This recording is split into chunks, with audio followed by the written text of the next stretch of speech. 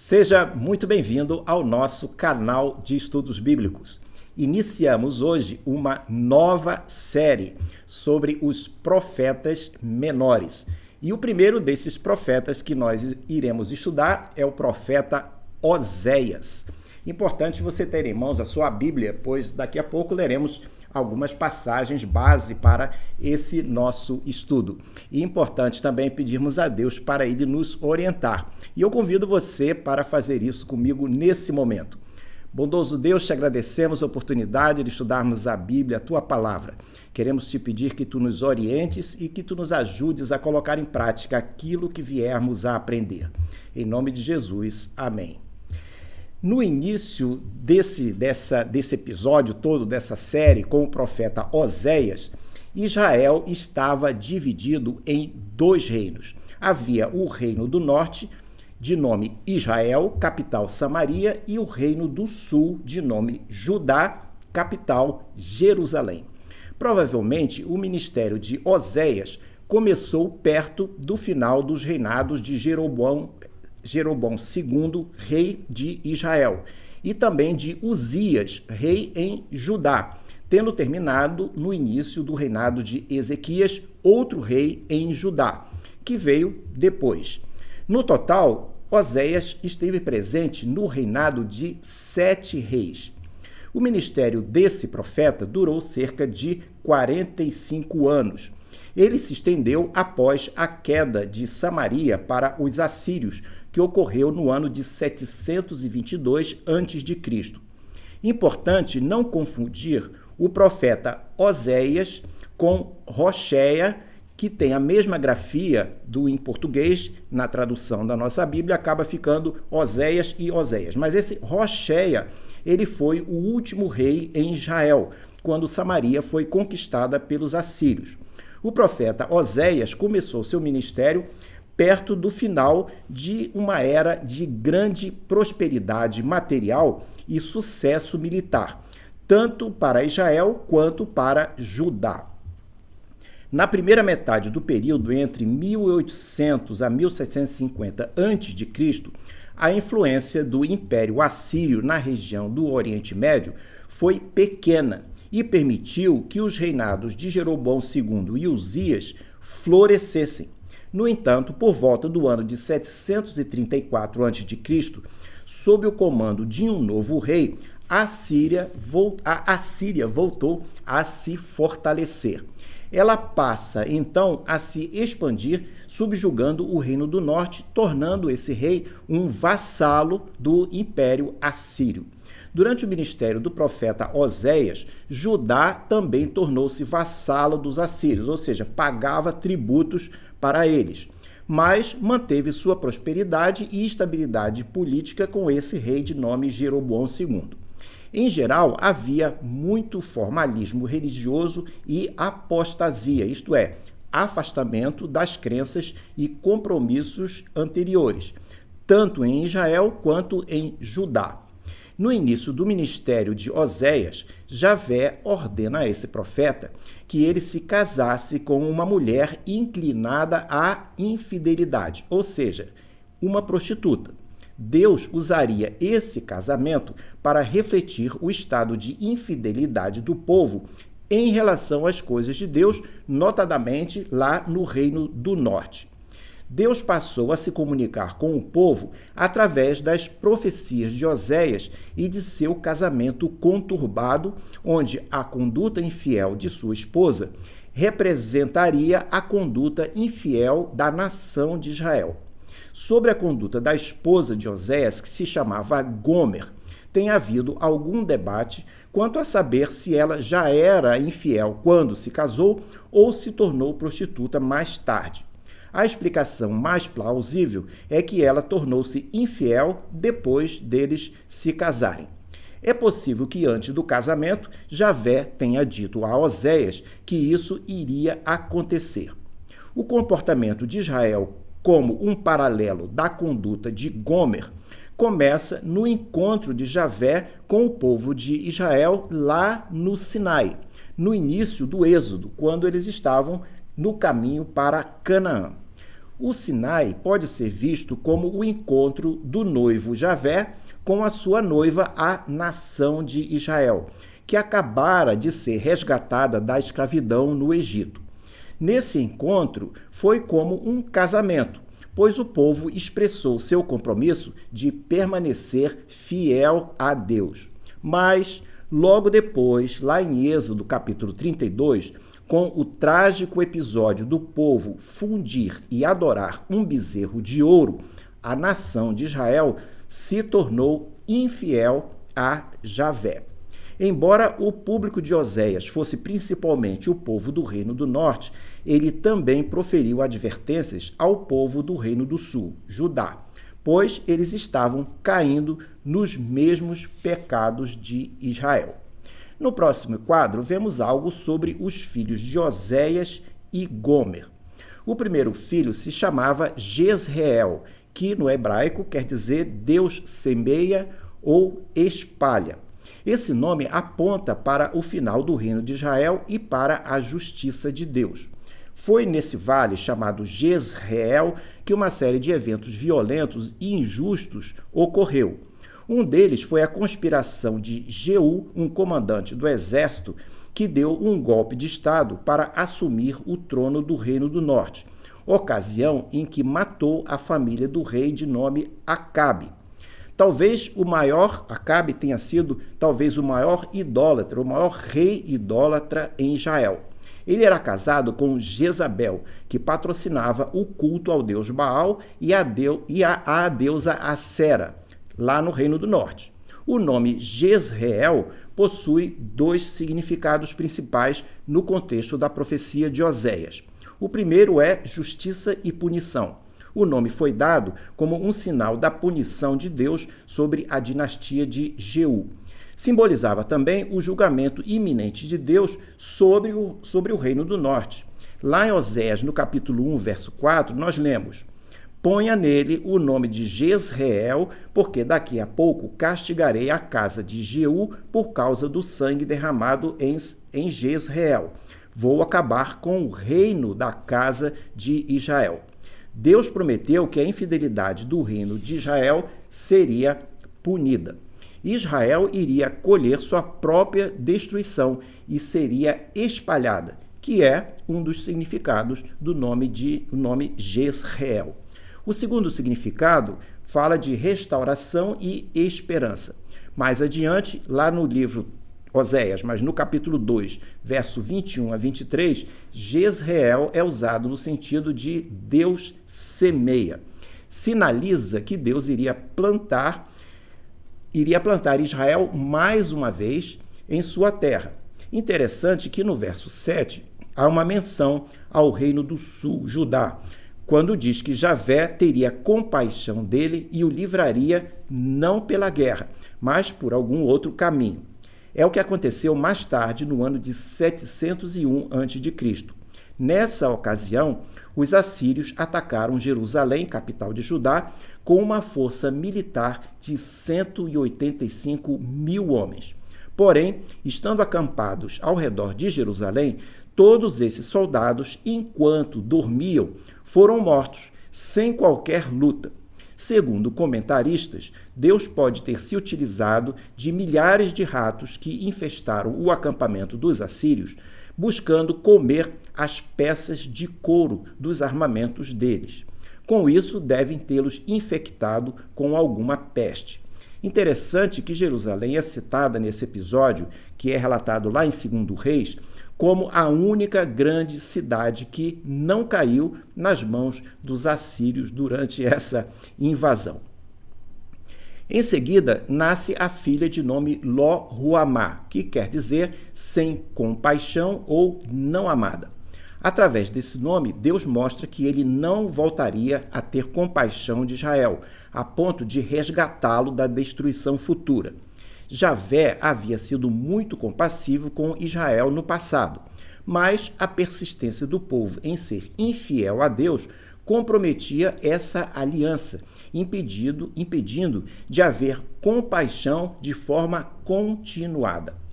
Terceiro filho citado é Lo-Ami, não é o meu povo, é o significado original desse nome. Com esse nome, Deus estaria anunciando que cortaria seu relacionamento com os israelitas do Reino do Norte, por causa de sua infidelidade. O interessante é que os nomes dos filhos de Oséias permaneciam lembrando a todos do relacionamento quebrado que existia entre Israel e Javé. Além disso, em cada um deles havia uma chamada apontando algum julgamento de Deus. No próximo quadro, 2 oráculos de julgamento aparecem nessa parte do livro. No primeiro, o relacionamento de Oséias e Gomer é usado como um paralelo do relacionamento de Javé com a nação de Israel. No segundo oráculo, o julgamento é dirigido a Israel. Ele é menos simbólico e mais direto. Nesse estudo, abordaremos apenas o primeiro oráculo, onde Javé descreve a infidelidade de Israel a ele, em termos semelhantes ao que um marido usaria para descrever a infidelidade de sua esposa. A impressão que se tem é que esta mensagem foi entregue em algum momento por Oséias aos seus filhos, mas, na verdade, ela também se refere à nação de Israel como a esposa infiel de Javé. Tudo indica que a esposa de Oséias lhe foi infiel e o ocorrido não foi apenas uma alegoria. O que aconteceu foi que Deus projetou o drama de Oséias e Gomer para ilustrar seu relacionamento com o povo. Em Oséias capítulo 2, verso 2, parece que o profeta reúne os seus filhos, convocando-os a serem testemunhas contra a conduta de sua mãe, dado que ela não estava agindo como uma esposa, ao praticar adultério, talvez separada de Oséias. Mas o fato é que o seu amor por Gomer o fazia continuar esperando que ela voltasse e parasse de praticar a infidelidade extrema para com ele. O mesmo acontece com Deus, que se mantém esperando os que estão afastados e fazem parte do seu povo, os cristãos e o Israel espiritual hoje. Deus deseja que eles voltem e se relacionem com ele, semelhante ao cenário que Oséias convoca os filhos a se posicionarem. Deus convoca os israelitas a contender com a mãe deles, que é uma figura que se refere à nação de Israel. A acusação não era uma declaração formal de divórcio, porque o que Deus pretendia em seu amor era curar aquele relacionamento doentio e não terminá-lo. O que estava acontecendo e continua a ocorrer em muitos casos hoje no meio cristão é que a relação entre Israel e Javé estava sendo infiel porque Israel havia se tornado uma prostituta espiritual. A nação de Israel havia parado de adorar e servir exclusivamente a Javé e passado a adorar e servir outros deuses. Isso era adultério espiritual. Em caso de adultério, a lei mosaica estabelecia que o marido poderia ter sua esposa apedrejada se ela fosse infiel. Mas será que Deus não estaria se contradizendo ao instruir Oséias a perdoar Gomer em vez de apedrejá-la? Ou seria que a misericórdia de Deus prevaleceria sobre o juízo? Em outro caso dramático, a do adultério de Davi, Deus concedeu perdão a Davi quando ele se arrependeu, embora a lei exigisse que ele morresse por cometer adultério e assassinato. O fato é que eliminar completamente os israelitas não era a intenção de Deus para com Israel. Havendo arrependimento, aquele reino seria restaurado e não destruído. Israel havia se voltado para outros deuses, porque acreditava que eles cuidariam deles melhor do que Javé.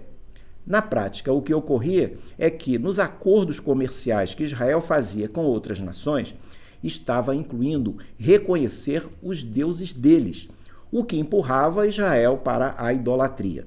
Nos relacionamentos e negócios, muitas vezes há gatilhos sutis implantados pelo inimigo que leva o crente a colocar coisas materiais no lugar de Deus, tornando-se com isso um idólatra.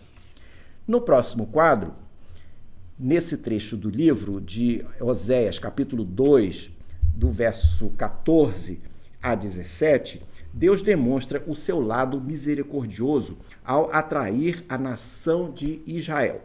Vamos ler então Oséias, capítulo 2, verso 14 e 17. São alguns versículos apenas. A palavra de Deus diz o seguinte: portanto, eis que eu a atrairei e a levarei para o deserto, e lhe falarei ao coração. Nesse trecho do livro, Deus demonstra então seu lado misericordioso ao atrair a nação de Israel, quando ele fala que levarei a nação, como se ele estivesse se referindo à sua esposa. Israel, com sua idolatria e traição contra Deus, mantém-se como um paralelo a uma esposa infiel. Mas mesmo assim, nessas circunstâncias, Deus não rejeita o seu povo de forma definitiva. Ele fala ao coração do povo, buscando restaurar sua intimidade e confiança junto a ele. Javé faz isso transformando julgamento em esperança. É o que lemos nos versos 15 a 17. Ele diz o texto: e ali eu lhe devolverei as suas vinhas, e farei do vale de Acor uma porta de esperança. Ali ela me responderá como nos dias da sua mocidade, e como no dia em que saiu da terra do Egito. Então nós vemos aqui que Javé procurando resolver aquela situação. Esses versos mostram a expectativa de Deus quanto ao fim da idolatria que estava campeando em Israel. Isso incluiria remover os nomes dos falsos deuses representados, que aparecem no texto, se referindo a Baal e a Baalins. No mesmo livro Oséias, nesse mesmo capítulo, no verso 19 a 20, nós lemos ainda o seguinte: Deus se compromete de novo com Israel em termos de justiça, amor, compaixão e fidelidade eterna, quando ele afirma: farei de você a minha esposa para sempre. Farei de você a minha esposa em justiça, em juízo, em bondade e em misericórdia. Farei de você a minha esposa em fidelidade, e você conhecerá o Senhor. O que vemos aqui é Deus se propondo a transformar a infidelidade em reconciliação. Ele deseja também transformar o juízo em esperança e reafirma o seu amor. Vemos aqui que Deus nunca desiste de chamar seu povo de volta a um relacionamento de fidelidade e de amor. E isso continua acontecendo até hoje. Quando atentamos para o paralelo dessas declarações, onde Oséias simboliza Deus e Gomer simboliza o povo, muitos de nós ficamos simplesmente perplexos. Que marido terreno buscaria reconciliação com uma esposa que pratica a prostituição? Tal paralelo nos é apresentado exatamente para podermos entender a profundidade e o empenho de Deus em demonstrar amor por todos. Isso nos ajuda também a entender o empenho contínuo de Deus em estabelecer relacionamentos saudáveis de fidelidade com o seu povo. No contexto de hoje, esse povo é formado por aqueles que passam a fazer parte do reino de Deus quando aceitam Jesus como Salvador. Interessante e mesmo inesperado, humanamente falando, é que em Oséias capítulo 3, verso 1, o Senhor instrui o profeta a procurar de novo sua mulher Gomer, que teria ido embora e se mantinha na prostituição. A ação de Oséias seria semelhante à do próprio Senhor, que amava os israelitas, mesmo que eles estivessem se tornado espiritualmente infiéis a ele e tivessem passado a adorar outros deuses. O verso 2 diz que Oséias obedeceu ao Senhor e foi procurar sua mulher. Ele teve que pagar para resgatá-la, já que aparentemente ela se tornara propriedade de alguém. Segundo alguns comentaristas, o preço que Oséias pagou pelo resgate de sua mulher foi equivalente ao preço de um escravo. Isso significa que Gomer talvez tivesse se degradado tanto que seu novo senhor humano estava lhe atribuindo muito pouco valor. Mas, para Oséias, ela valia muito, pois ele a amava.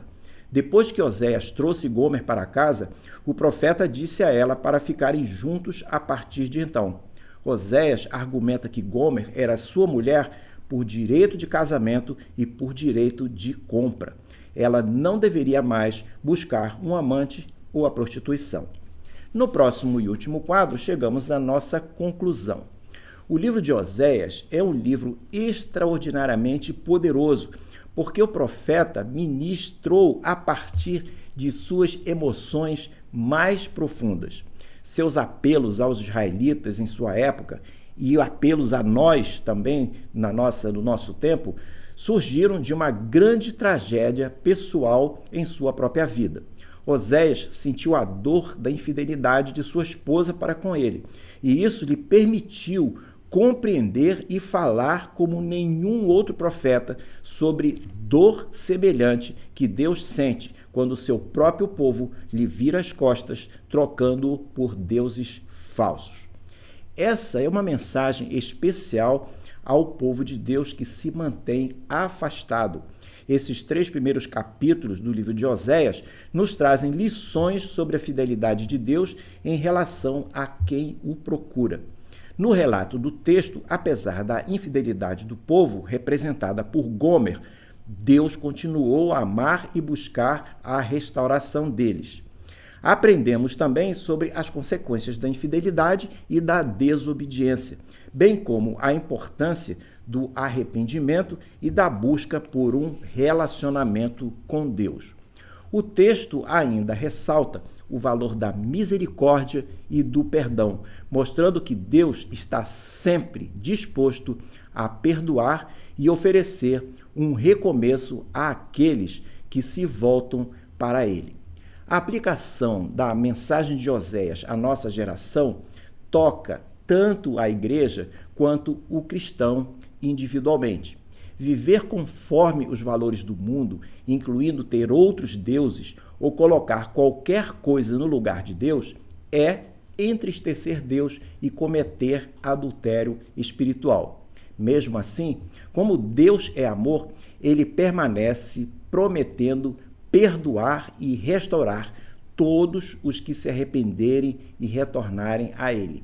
Finalizo lembrando do versículo muito conhecido que está em João 3,16, que diz: porque Deus amou o mundo de tal maneira que deu seu Filho unigênito, para que todo aquele que nele crê não pereça, mas tenha a vida eterna. Ficamos hoje por aqui. Espero que você tenha gostado desse estudo, espero que goste da nova série sobre os profetas menores que iniciamos hoje. No próximo quadro, você tem o panorama de toda essa série que será desenrolada nos próximos domingos. Deixo com você um grande abraço e espero vê-lo numa próxima oportunidade. Até lá!